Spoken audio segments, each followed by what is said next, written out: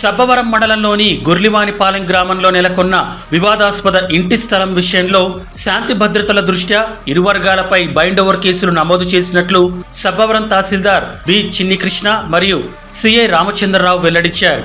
సోమవారం తహసీల్దార్ కార్యాలయంలో నిర్వహించిన విలేకరుల సమావేశంలో వారు కేసు వివరాలను వెల్లడించారు.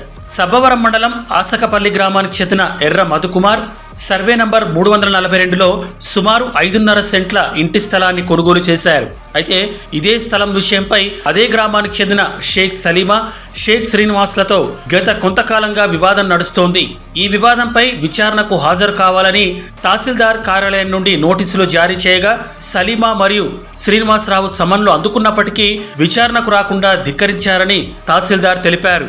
సర్వే నెంబర్ 342 సుమారు 5.5 సెంట్లు ఇంటి స్థలానికి ఇంటికి సంబంధించి ఇద్దరు వ్యక్తుల మధ్య గొడవ అవుతుంది. అక్కడ ఎటువంటి న్యూసెన్స్ క్రియేట్ కాకుండా, law and order issue create కాకుండా బైండ్ ఓవర్ చేయాలని చెప్పి నాకు ప్రొసీడింగ్స్ పంపించడం జరిగింది. అందులో 2 పార్టీలు ఎవరంటే షేక్ సలీమా, తర్వాత షేక్ శ్రీనివాస్ ఒక పార్టీ, ఎర్ర మధుకుమార్ అండ్ గొర్రెల కుమారస్వామి అనేది ఇంకొక పార్టీ. ఈ 2 పార్టీల మధ్యన ఇష్యూ మీద నాకు 107 ఇస్తే బైండ్ ఓవర్ చేయడం జరిగింది. డాక్యుమెంట్ నెంబర్ 4534/2012 11/12/2012 గిఫ్ట్ డీడ్ చేయడం జరిగింది. షేక్ సలీమాకి గిఫ్ట్ డీడ్ ఇచ్చారు. తర్వాత షేక్ సలీమా అనే వ్యక్తి, ఇప్పుడు ఎవరైతే పిటిషనర్ ఉన్నారో ఆమె ఏం చేశారంటే 2014లో షేక్ బాబా ఆయన ఒక వ్యక్తికి డాక్యుమెంట్ నెంబర్ 38/12/2014 ద్వారా అమ్మేయడం జరిగింది. రికార్డుల పరిశీలనలో తేలిన నిజాలు. అధికారులు డాక్యుమెంట్లు పరిశీలించగా కీలక విషయాలు వెలుగులోకి వచ్చాయి. 2012 షేక్ సలీమాకు ఆమె మామగారైన షేక్ మీరా సాహెబ్ 5.5 సెంట్ల భూమితో కూడిన ఇంటిని గిఫ్ట్ గా ఇచ్చారు. 2014 షేక్ సలీమా ఈ ఆస్తిని షేక్ బాబా అనే వ్యక్తికి రిజిస్టర్డ్ డాక్యుమెంట్ ద్వారా విక్రయించారు. షేక్ బాబా మరణానంతరం ఆయన కుటుంబ సభ్యుల నుండి ఎర్ర మధుకుమార్ ఈ స్థలాన్ని కొనుగోలు చేశారు. ప్రస్తుత రికార్డుల ప్రకారం షేక్ సలీమాకు వివాదాస్పద ఇంటిపై ఎటువంటి హక్కులు లేవని స్పష్టమవుతోంది.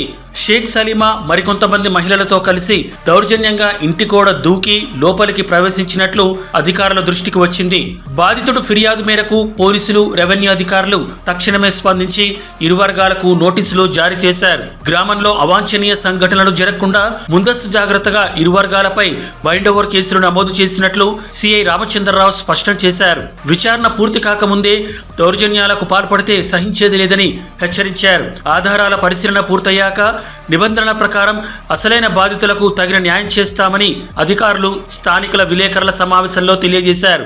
2012 రాసింది ఇది కూడా షేక్ బాబా కమిషన్ 2014 ఇమీడియట్ గా షేక్ బాబా 16 లక్షలు లోన్ తీసుకున్నారు. కొత్త బ్యాంక్ ఆఫ్ బరోడా తీసుకుని ఆయన చనిపోయారు 2020లో. చనిపోయిన తర్వాత ఈవిడ మళ్ళీ దాన్ని ఆక్యుపై చేయడానికి ప్రయత్నిస్తుంది.